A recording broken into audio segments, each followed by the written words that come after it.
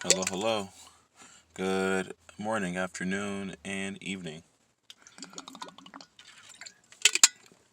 This is the Angels in Politics broadcast, and of course, you're the news. I love the fact that you're the news, and I'm really keen on, learning more about the news, which is you, of course. I'm the creative and artistic manifestation of Angels in Politics, known as the White Collar Goon, formerly known as just the Goon, or sometimes they might call me Collar Goon, or for people who know me personally, they'll just say, "Oh, that's Gabriel." Okay. I'm gonna conclude. This is gonna be the conclusion of the Kundalini Rising series for GOONTV. Because I mentioned before in parts 1, 2, and 3, um, it hasn't ended, and I don't think it does end.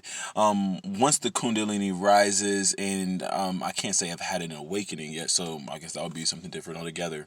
But let's say once you do have your awakening, then you start your journey, or you start the next chapter of your journey, or you're aware of what you need to do with this manifestation of Christ consciousness and cosmic consciousness, and you know once you unpackage and unload that inner volcano, and that inner volcano of potential or potentiality and creativity and spiritual powers, once that erupts and it shoots and it permeates through every part of your body and explodes through the crown chakra and upwards through the pineal gland, you're never going to be the same.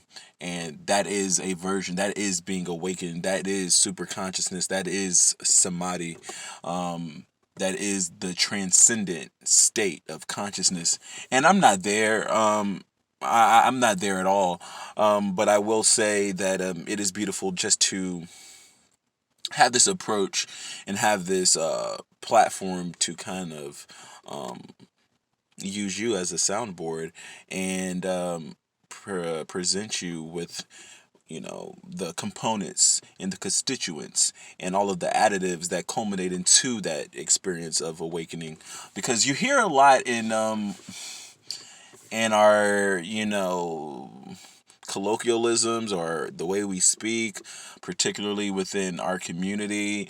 And this is 2020, so like, I mean, this has been happening for years ago, but like people say shit like, "Oh, I'm woke," or like, "Oh, like stay woke," or like, "I've been woke," or like, "Oh, I'm woke," right? And it's like, if you're sleeping and if you're sleeping and you're awake now, then that means there was a process, or there was something that you had to admit that beforehand, before you were awakened, you were sleeping, right? So for people who are saying this woke word, I would like them to fully understand what that means. That, or are you awoke now because you underwent, or you have undergone some type of spiritual, physical, physiological, psychological, cognitive, emotional, social, every area of expression, like you went through a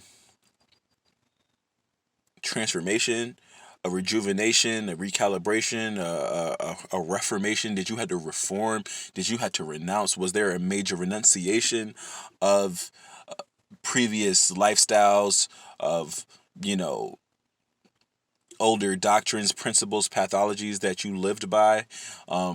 Did you gain new insight? Did you learn new things? Was there reconditioning after the deconditioning? Was there a reprogramming?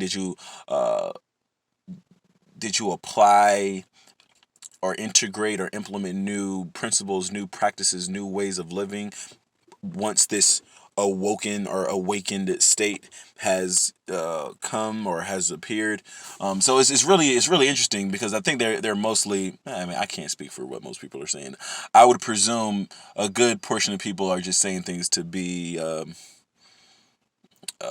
to just to fit in, I guess, or just to say, "Oh, this is the new slang, this is the new term. Oh, we're woke now. Okay, so I'm woke." But if you are, I mean, be careful of what you're saying, and I say be careful, like be fearful, but maybe you should be, because once you start to speak that into existence, it will come to pass because your thoughts become things, and once you have vocalized them and once you have articulated them, it's out in the universe. So you saying that you are woke, and you haven't had an awakening process, trust me, that's pending. Okay, like trust me. Well, don't trust me. Like it's just pending. It's pending. You're gonna have an awakening process, and from my videos of the past, like I mean, I mentioned before, it's the most incredible, the most magnificent, the most indescribable experience of your life. I'm not gonna say, yeah, it's gonna be one of those experiences in your life that you've never had before. Like if you played sports or something, and there was a certain type of gratification at the end of the season if you won the championship, or it was a certain type of gratification if you were you wanted to be on the cheerleading squad, and you woke up every morning and you were practicing those jumps and stretches and cheers, and you ran around your neighborhood, and you jumped rope and you skipped rope, and you were doing all these things, practicing in your bedroom, and the accumulation of the practice for months and months and months, and finally you went to trials and you made the squad, and like that type of like satisfaction, that validation, that vindication whenever people was like, yo, you couldn't do it, or your family was like, what are you doing, or something that you were working towards and you finally achieved it, you achieve, there's a certain level of fulfillment that's there. And I won't, I would say being awakened, and I'm not awakened at this moment, I would say having the Kundalini awakened and having that permutation, having those permutations of the Kundalini, uh, getting me to a point of at least just, it's like pulling back the veil. It's like almost like I've been, like blinded for my life, and now I haven't been blinded. I feel like I could see, pretty clearly in the past, but it's more so like maybe from the pineal gland, from your third eye. I mean, it's like almost like a veil is starting to be pulled back, and you're able to see like, whoa, like I had no idea I was missing so much. And just like how, when you win the championship or you make that team or you make that squad, like the rising of the Kundalini, and starting your process, your journey of awakening, and being in alignment, uh being in accordance with the way God wants to utilize you, being like awakening those gifts, that those spiritual gifts, and being in alignment with your purpose, and allowing God to manifest and utilize you, or use you, or move through you as an instrument, and your flesh is just this vessel that is a piece, an integral piece to the universal puzzle. You're gonna it's gratifying. It's more gratifying than winning the championship. It's more gratifying than winning a gold medal. I've never won a gold medal, so I mean, I'm not gonna say I'm an Olympian by any by any stretch of the imagination, but like knowing that it's like the things that I'm doing, what I'm undergoing, it's not like I'm pledging a fraternity, or it's not like I'm just doing 2 days to make the football team, or this is a different type of, it's a different type of process. Like I'm over 2 years into this process probably, and I would say fully, like me being aware of it, over a year. But like in 2017, I was at the end of 2017, I was having these things happen, but I didn't know what it was. 2018, me me writing a lot, and putting out a lot of material on whitecollargoon.wordpress.com. I was speaking about my spiritual experiences, and things of that nature.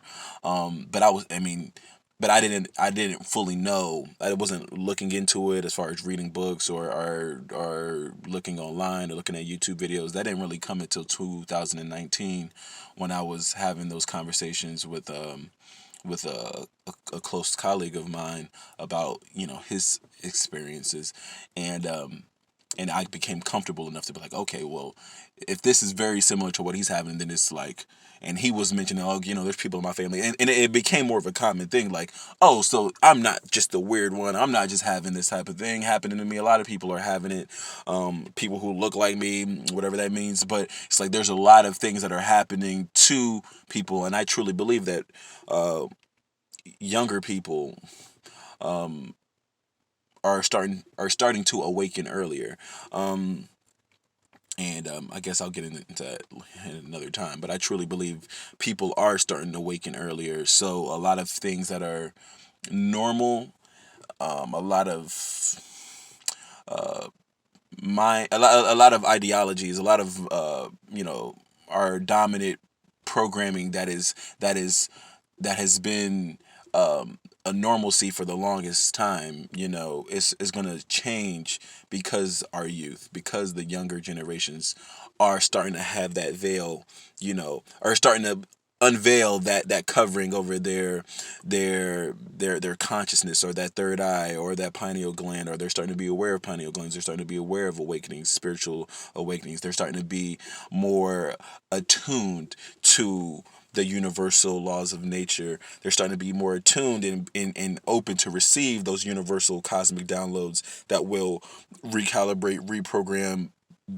recondition the way that they are being trained and to think at schools and in certain religious institutions and things of that nature. So I think people are their cognitive bandwidth is being expanded. Their spectrum of consciousness is being expanded. They're becoming more cognitively flexible. They're now people are being able to say, okay, I know I've been taught this and I've heard about this, but now I'm starting to take these polar opposites and just spread it apart, and I'm able to see more of the field now. I'm able to see more of what's going on now. Now it's not like you're negating what you're receiving now. It's not like you're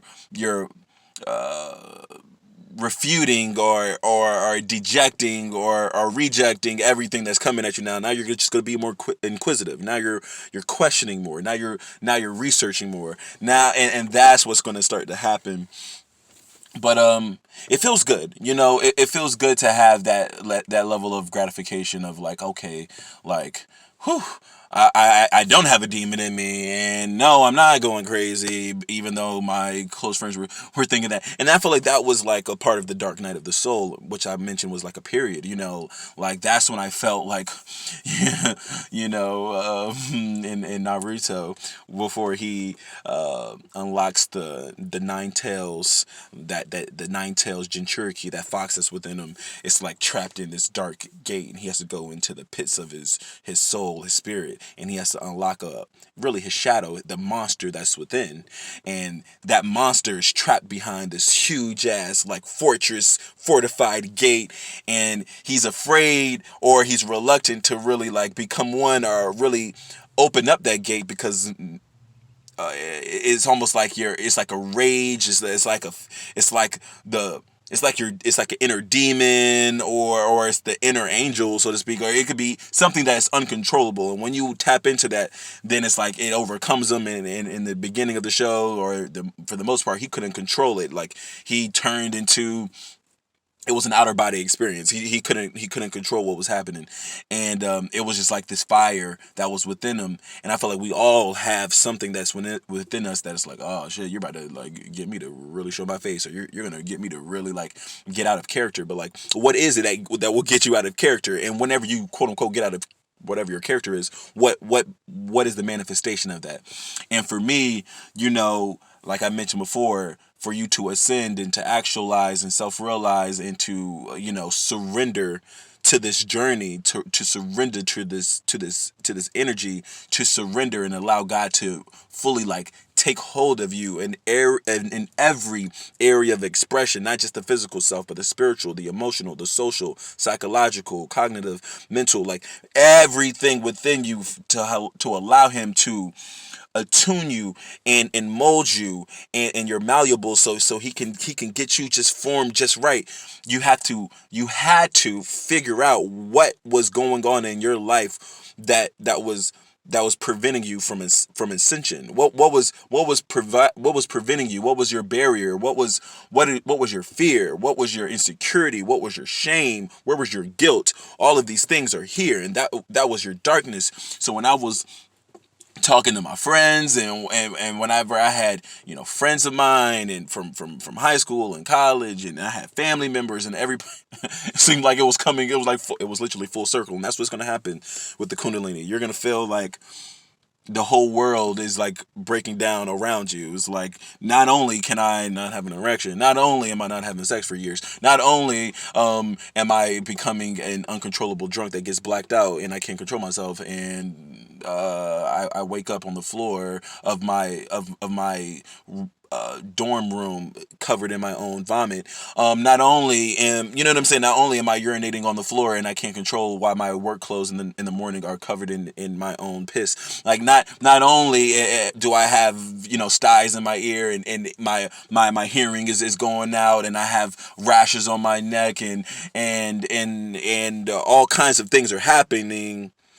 I'm having people, I'm having my mother upset. My mother is almost in tears because she doesn't know what's happening to her son. I got family members saying like, yo, like the things that you're putting out online is really getting us afraid for you. We don't know what to do. We don't know what to offer you. We think you might need some help. Your friends are questioning your your orientation. They're questioning your mental status. It's like a lot of things were going the fuck down, and it's like, all I could do was at that moment, at that moment when I was hearing that, I felt like I dropped into that Naruto state where I went into like myself, and it was darkness, and I felt like a flame. I felt like fire, like shooting up at me, and it's like, how can me being so, to me being so myself, so unapologetic, so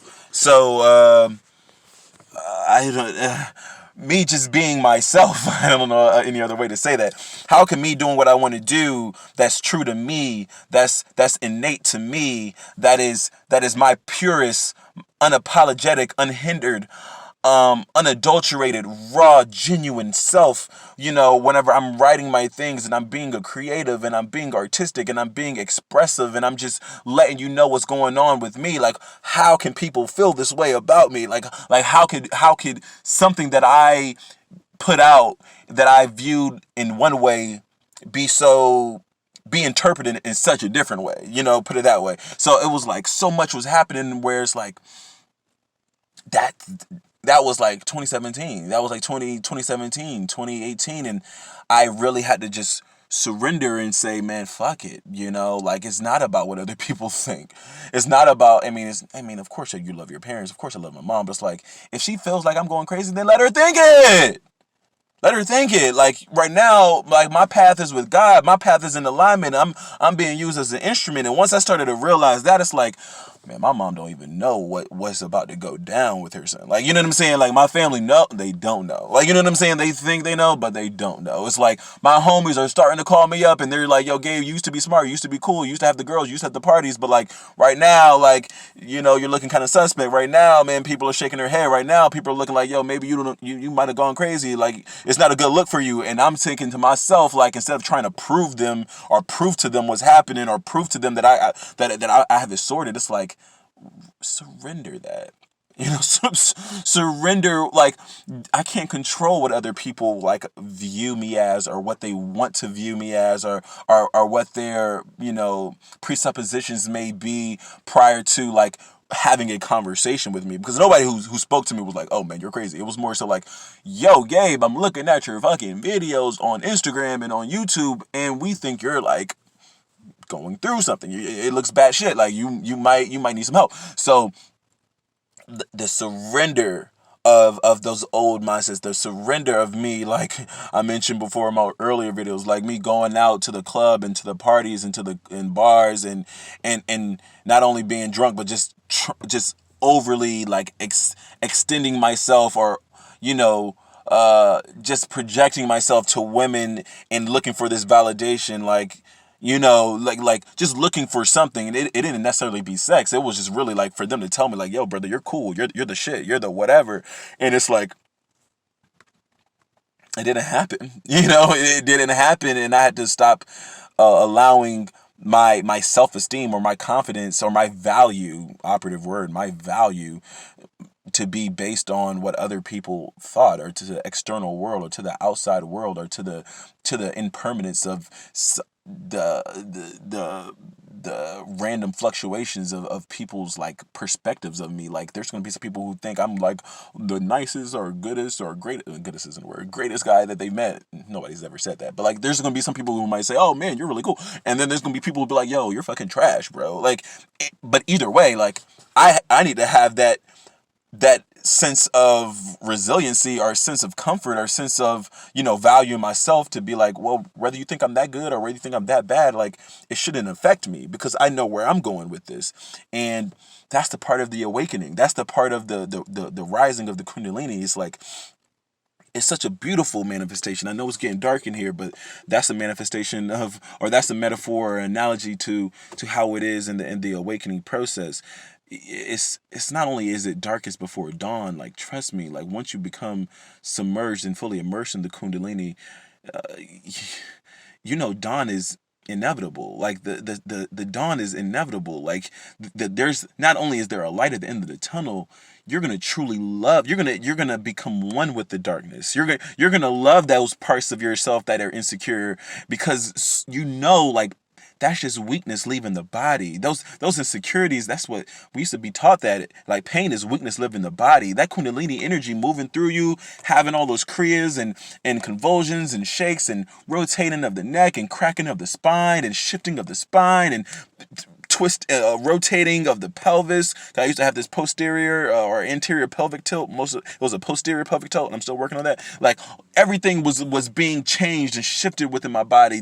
My mindset was changing. My emotions were changing. My intuition, my instincts, my instinctual or instinctive nature was shifting. Everything was being altered through this process, and I'm so thankful. I'm so I'm so thankful of God's mercy. I'm so grateful, and I'm deeply indebted to my Savior, to the Lord, to Jesus Christ, to the Holy Spirit, for allowing me to be put in this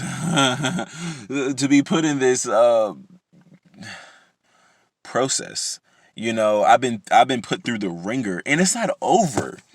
You feel what I'm saying? It's not over, but you love it. You love the fact that you're in this, because God wouldn't put you through anything unless he knew what was going to come out of it. It's already according to his plan.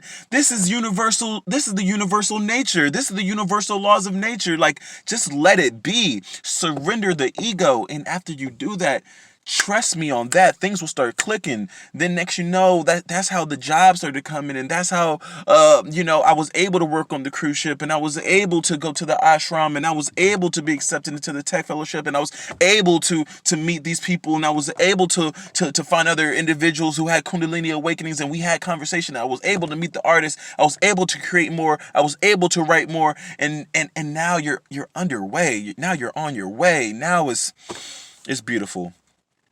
Thank you so much for listening. Thank you so much for paying attention and allowing me to go through this shift of darkness into the light. And I love you. Namaste and namaskar.